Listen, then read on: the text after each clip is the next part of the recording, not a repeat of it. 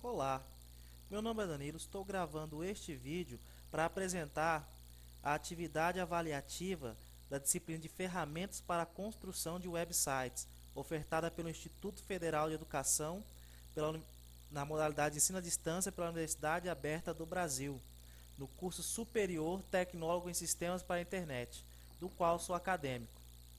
Neste momento eu quero primeiro mostrar a pasta do projeto. Então temos aqui a pasta, certo? A pasta onde estão as minhas imagens, as imagens que eu estou usando para estar compondo o site. As figuras em tamanho menor eu as uso como ícones durante o site, que vai ser apresentado mais adiante. E aí as três páginas que compõem nesse momento o site e mais o arquivo estilo.css, que é o arquivo que contém toda a formatação em CSS que eu estou usando no site, certo? Eu vou estar editando ele aqui no Notepad++ ou ++, certo? Então, abrindo o meu Notepad++, eu vou fechar as outras abas aqui, porque apesar de ser aluno do curso, acadêmico do curso, eu já trabalho com desenvolvimento web, certo? Na forma de freelance. Hoje eu ocupo um cargo de serviço público e minha atividade não é diretamente relacionada a desenvolvimento web. Bom, aqui eu tenho a formatação básica, onde o asterisco para todos os elementos da página ele aplique esta formatação. A cor padrão que seja preto, a fonte Roboto, que é uma fonte que eu estou usando do Google Web Font, certo? Tanto o tipo de fonte que eu estou usando e o tamanho dessa fonte. Isso quer dizer que todos os elementos estarão tendo essa formatação por padrão, caso a regra CSS ela não aplique uma formatação diferente. Em seguida, eu inicio dizendo que as tags HTML e body têm o tamanho de 100% e a altura mínima de 100%. O weight, que é a altura de fluxo automático, e o margem padding 0%. A classe page eu estou usando ela como aplicada a uma div que eu estou usando como container, ou seja, dentro dessa div estão todos os outros elementos que compõem o meu site, seja o topo, seja o menu, seja a área de conteúdo. E a formatação que eu estou aplicando a ela, primeiro que é a posição absolute, os outros elementos eu não vou explicar porque já está acima. E o background color eu estou usando o padrão RGB, só que o CSS ele aceita o RGBA, onde eu especifico os valores RGB mais um valor flutuante, que é a variação linear, pode-se assim dizer, para criar um efeito de gradiente com o CSS, certo? Esse padding 42 pixels ao topo é para corrigir um pequeno detalhe que quando vermos a página já faz a diferença. Eu tenho a classe CSS aplicada ao topo, certo? Novamente usando RGBA e usando o CSS para escrever. Importante aqui que eu estou usando o Z-index, porque o topo do meu site ele é fixo. A prova está aqui, position fixed. E o Z-index permite que o topo do site esteja acima de qualquer outro elemento. Ou seja, o conteúdo da página vai rolar e vai ter o efeito de rolar, mas o topo vai continuar fixo acima, na parte 0, como está aqui dizendo as duas regras, top e left. Block left e block right são duas classes auxiliares que eu criei para que centralize a esquerda e a direita respectivamente. Como eu estou usando o float em muitas classes, então para agilizar eu criei uma classe chamada CLR e a função dela é dar clear bolt, que assim se eu evita problemas com o alinhamento, que já quem trabalha com CSS tem esses problemas. A classe input text input button ela aplica uma formatação, várias regras de formatação, inclusive WebKit e WO. Esses aqui são variações implementadas especificamente pelos navegadores. Caso o navegador não suporte a propriedade que eu quero alterar, então o navegador oferece uma API própria para poder estar alterando isso. Então aqui, esse input test se aplica a todos os campos do tipo texto. Eu só chamo ele nos campos tipo texto. O input button só aplica aos campos do tipo button, certo? Aqui novamente eu já tenho outras classes para poder estar formatando a parte de contato no site. Também a parte social share, que é a parte de redes sociais, que eu também coloquei lá no topo, certo? Aqui cria uma barra vertical e dentro dela eu tenho o logo, e aí eu tenho a formatação para este logo e tem a formatação para o menu bar e o menu consequentemente. E aí toda a formatação. Também temos a formatação para a barra de pesquisa. O banner, certo? E aqui é interessante que para atender um dos requisitos, eu coloquei o banner como uma imagem de fundo. E aí eu estou usando o background side como 100%, 100%, o que faz com que a imagem ela se adapte ao tamanho do meu container, da minha div. Eu estou colocando dentro de uma div, de uma section, por exemplo. E aí, para que ela também se transformasse em um link, então eu criei um link dentro do HTML e estendi ele ao tamanho da div banner. E aí eu consegui atender o requisito que estava sendo pedido no documento disponibilizado na plataforma. Então a borda eu apliquei aqui com outline, certo? Por que outline? A diferença de outline para border é que o outline ele cria uma borda que não se soma ao espaço do elemento, diferente do border. E aí e o link ficou por conta do banner A, certo? Aí tem mais a parte de destaque, também todo o CSS. Essas regras permitem criar o posicionamento desses elementos lá dentro. A formatação dos conteúdos. A página principal ela tem a container content e depois duas áreas, a primary e a secondary, que são duas colunas centralizadas e uma ocupa 75% à esquerda e a outra 20% à direita. Os 5% que estariam faltando aí, eles se transformam no espaçamento entre essas duas colunas, para que elas não fiquem muito juntas e eu tenha que recorrer a um elemento, uma propriedade de padding ou margem, certo? E aqui eu sigo com a formatação dos elementos que aparecem dentro dessa página, cada um deles sendo formatado. A parte de pesquisa também, porque eu coloquei localização, eu adicionei um mapa do Google no site para fazer uma interação. E aí isso aqui é toda a formatação para que ele fique de acordo com o layout desejado. A formatação da full, essa classe aplica a footer.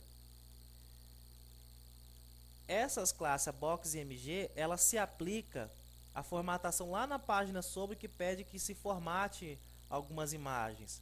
Então aqui eu estou formatando, seguindo aqui os caminhos, box, figure e mg. Logo em seguida também os formulários de contato, lá da página de contato, certo? E eu formato H1, table ID.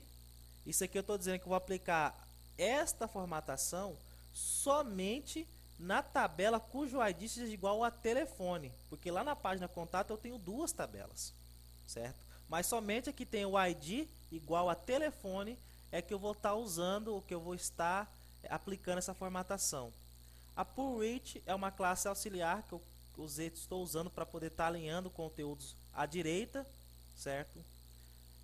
Essa classe ela só altera a cor de um elemento span, o texto de um elemento span, certo? E esta classe, por último, ela se aplica aos elementos, ao elemento de formulário select, certo? Vou voltar à pasta aqui, já vou abrir o código index, certo? Uma rápida corrida aqui. Então, o que eu já estou indicando? Que é uma página em HTML5. E aí, para tornar compatível com o Internet Explorer, então eu introduzi esse jogo de comentários, onde o Internet Explorer lê. Se ele for igual ao Internet Explorer 8, então passaria a valer essa abertura da tag HTML e essa estaria comentada. Se não for o Internet Explorer ou for um outro navegador, isto é ignorado porque está entre comentários. E essa é a assinatura que passa a valer, certo? E aqui eu estou indicando que a linguagem que o meu conteúdo, a minha página web está ofertando é em português brasileiro. A seguir, então eu tenho aqui múltiplas, várias meta tags, cada uma indica alguma coisa, certo? Aqui eu tenho até o nome da minha colega, André Ribeiro, que desistiu de último momento, mas a gente continua. E aqui eu tenho a tag viewport e essa XUA compatível, que é exigido pela HTML5, em alguns casos para site responsível. A tag robots, que instrui os robots web a como reindexarem o site. O autor, que indica os autores do site. Essa mesma tag que reforça, e ainda não está sendo descartado, em qual qual a linguagem que o conteúdo é produzido. O copyright, ou seja, a quem pertence o copyright. No caso aqui, o site é para o consultório odontológico, então usamos esse nome fictício. A descrição da página e as palavras-chave associadas a essa descrição. Em seguida, o título da página, seguido do ícone que aparece no site. Aí eu tenho aqui a inclusão da fonte web que eu estou usando. Eu poderia estar usando uma fonte do computador. Neste caso, eu optei por incluir aqui, através da tag link, o endereço de uma fonte web que está hospedada nos dos servidores do Google para estar formatando o meu site, a fonte Roboto. Incluo também o meu estilo.css, que tem toda a formatação. E aqui eu tenho também a inclusão do script que me permite usar o Google Maps, certo? Junto com a API, porque eu tenho uma conta lá no Gmail, criei esse projeto lá e consegui uma API gratuita que eles fornecem para estar usando. Em seguida eu crio a função em JavaScript chamada initMap, e através dela eu adiciono todos os parâmetros necessários para estar criando um mapa que vai aparecer lá na parte visual do site. Então aqui eu tenho onde é que vai aparecer o posicionamento, o zoom, se o uso do scroll do mouse é permitido, que tipo de mapa eu estou usando, no caso é o roadmap, certo? Um mapa que vai usar a visão satélite, aqui seria a constante chamada hybrid. Os controladores que ele me fornece, e eu estou colocando como true, e setando a configuração desses controladores, o zoom e as opções que eles têm, tá? Então todos são controladores que o Google Maps API fornece. Eu crio esse mapa e adiciono ele lá numa div chamada map, certo? E aí em seguida eu crio um marcador, que é um ícone que aparece no Google Maps. Isso faz sentido na ideia do site, depois que fizemos o storyboard, foi montado o storyboard do site. E esse map, o marcador, o efeito que tem e onde é que ele está posicionado. Então aqui, quando a página é carregada, ela já chama essa função initMap, que só vai funcionar porque eu já incluí aqui anteriormente indicando a API do Google Maps, certo? E aqui a gente já começou a estruturar a página através do header, e aí o header top, o block left, usando a tag address para indicar o endereço, e aqui já para indicar a parte de social share, a parte de compartilhamento em rede social. E aí os links são fictícios e as imagens que estão lá na minha pasta. Isso vai produzir essa barra em azul. Quando eu coloquei lá no CSS que ela ficasse fixa, foi para obter este efeito neste momento. Ou seja, o meu conteúdo está rolando, mas a minha barra no topo continua aqui visível. E aí usando o RGBA eu consigo fazer ainda que ela fique o tom azul que eu escolhi, mas transparente, que permite que eu ainda veja um pouco a cor de fundo, certo? E o que é interessante é que enquanto eu estiver navegando pelo site, está disponível para mim as principais informações de contato, que seria o telefone, seria o e-mail, seriam as redes sociais que a empresa está inserida. Só lembrando também que Odonto Lewy, por que eu escolhi esse nome? Odonto de odontologia, Lewy porque é vida em africanês, certo? E as cores também. O azul, que é relacionado à água, que é relacionado à vida, e o odonto, que é relacionado à natureza. Vamos voltar ao código. E aí eu tenho a vertical bar, certo? Usando uma tag section.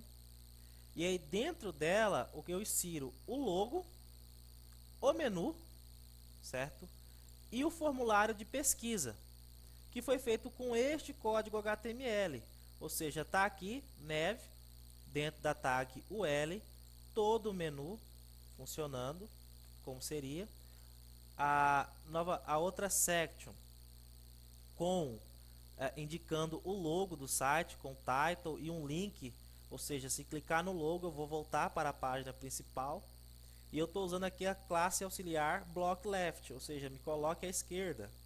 A block rigged coloca o menu bar e o formulário de pesquisa que está aqui à direita. Olha o formulário aqui formatado. Usando aqui o método get. A título de curiosidade, sim, só para ilustrar, eu coloquei aqui como process request, que seria o script que processaria os dados dessa pesquisa. Seguindo adiante, eu tenho aqui a class section id banner, que aparece essa imagem aqui, ou seja, ela está com uma borda aqui e ela é um link. O que aconteceu? Eu coloquei a imagem como imagem de fundo, usando aquelas regras que permitiriam que uma imagem ela se estendesse por toda essa área, sem causar o efeito de achatamento ou distorção. O CSS permite já fazer essas coisas. E para alcançar o requisito pedido no formulário, então dentro dessa tag HTML eu tenho uma tag de link para a página principal vazia. E esse link está transformado em bloco, ocupando 100% dessa área. Ou seja, alcançou-se o requisito. Logo mais abaixo, eu tenho uma outra section chamada Feature. Através da formatação lá dos elementos H1 e span, aqui eu também tenho uma inclusão de imagem, que é essa imagem aqui. Eu desloco o H1 um pouco mais acima, o span dentro do H1 um pouco mais acima para alcançar esse efeito. E logo abaixo eu já apresento uma descrição centralizada do que é o site, ou do que é essa empresa. Ou seja, aqui eu tenho o slogan dessa empresa, nosso orgulho está no seu sorriso, e abaixo uma breve informação em algumas linhas sobre o que é essa empresa, o que ela faz, qual que é o ramo de atuação. Vamos continuar. Então aqui eu tenho já a tag main, que indica qual que é o conteúdo principal do site. Então dentro dela eu tenho a tag section id primary e a section e uma side, uma side que seria uma barra lateral, certo? Com o id secundário. Então a primária, o que ela tem? 3 artigos, certo? E aí eu estou usando o clear, porque eles estão flutuantes, eles estão para ter o alinhamento que eu quero, eu flutuei esses elementos. E aí esses 3 artigos aqui, eles têm essa visualização. O título está em verde, o texto com uma indentação de 25 pixels justificado. E aí as imagens, elas estão como se fossem pequenas bolas usando CSS, usando o que? Bordas redondas. E ainda assim, passando o mouse por cima das imagens, eu obtenho um pequeno círculo azul. Se nós voltarmos lá no CSS, certo? Deixa eu só conferir, em primary. Então aqui eu tenho o que dá o tamanho dele, claro, primeiro 75%, já havia especificado. Essas regras aqui é o que fazem o border radius, a imagem ficar arredondada, certo? E aqui eu tenho o pseudo elemento over, quer dizer, quando passar o mouse sobre a tag img, sobre a imagem, então eu tenho a margem de 1 pixel sólido no valor RGB, que é aquele tom de azul. Aqui eu tive que usar a técnica de margem menos 1 pixel. Por quê? Senão quando eu passasse o mouse, iria deslocar o alinhamento, porque ele aumenta o tamanho que aquela imagem estaria ocupando em o tamanho, quer dizer, somaria o tamanho da imagem mais o da borda. Para corrigir isso, eu uso menos 1 pixel, porque o tamanho da minha borda é 1 pixel. Por que não o outline, que não teria que usar essa técnica? Porque se eu usasse o outline, a borda não acompanharia a curvatura da imagem, não faria esse desenho, não daria esse efeito. A borda ficaria quadrada ou retangular e não alcançaria o que eu desejei nesse momento, certo? Indo um pouco mais à frente, aí novamente eu tenho aqui a div secondary, que é nada mais do que uma apresentação, uma barra lateral direita com alguns títulos e sendo formatados via CSS, tá aqui, secondary H1, H1MG e H2 e P. Então assim, justificando o texto, colocando com uma indentação de 25 pixels, o H2 está num tom laranja e sublinhado. Então o que lá formatou gerou isso aqui. Usei um tom de cinza para contrastar com um fundo que não é branco, é um tom pastel, um azul bem claro, certo? E que dá certo contraste com o restante do conteúdo do site.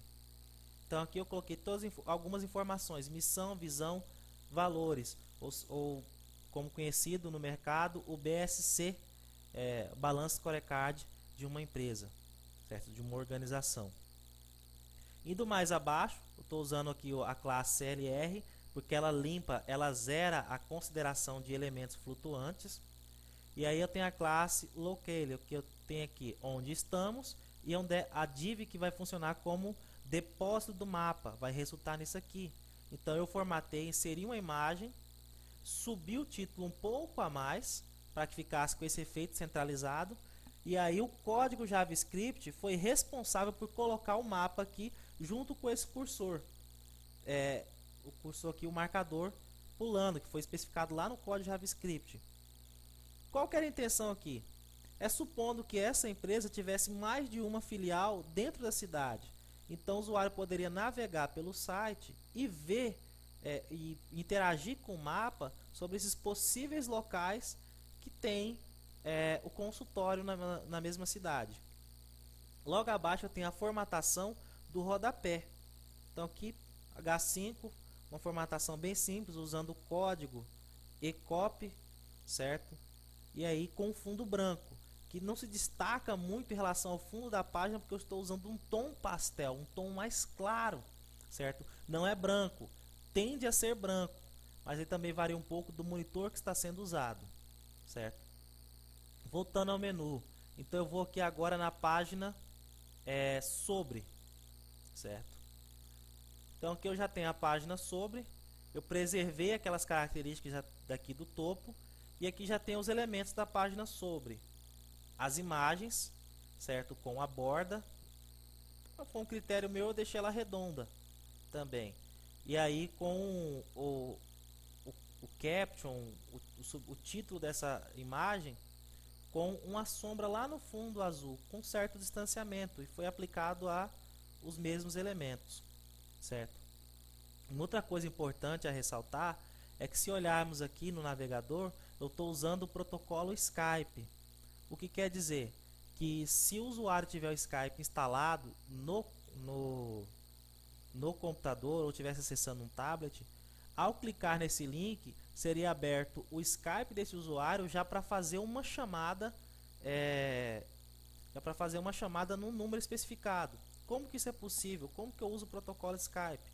Até que na página index eu posso explicar. Isso é muito tranquilo. É que na hora que eu codifico o link, eu uso Skype, mais o número desse celular, o código completo deste número, com parâmetro cal, certo? Quem implementa isso é o Skype, e há uma interação entre os navegadores, que se você estiver utilizando. Um outro que eu estou usando é que o mail to está aqui codificado. Quer dizer que se o usuário tiver um Outlook, por exemplo, configurado, ao clicar neste endereço, ele já abre o Outlook com já informações para se poder preencher um e-mail e ser enviado, certo? Então tá olhando a página sobre, vou estar abrindo ela aqui também para já tá olhando, tá vendo o código, certo? Eu copiei, colei, basicamente eu copiei e colei toda a estrutura. Se fosse uma linguagem com mais dinâmica, como PHP ou ASP, aí eu poderia ter fatiado esse site, deixar essas estruturas que se repetem em um único arquivo e apenas incluído ou pegado esse arquivo de forma mais dinâmica. Enfim, nosso objetivo aqui é HTML e CSS e talvez um pouco de JavaScript.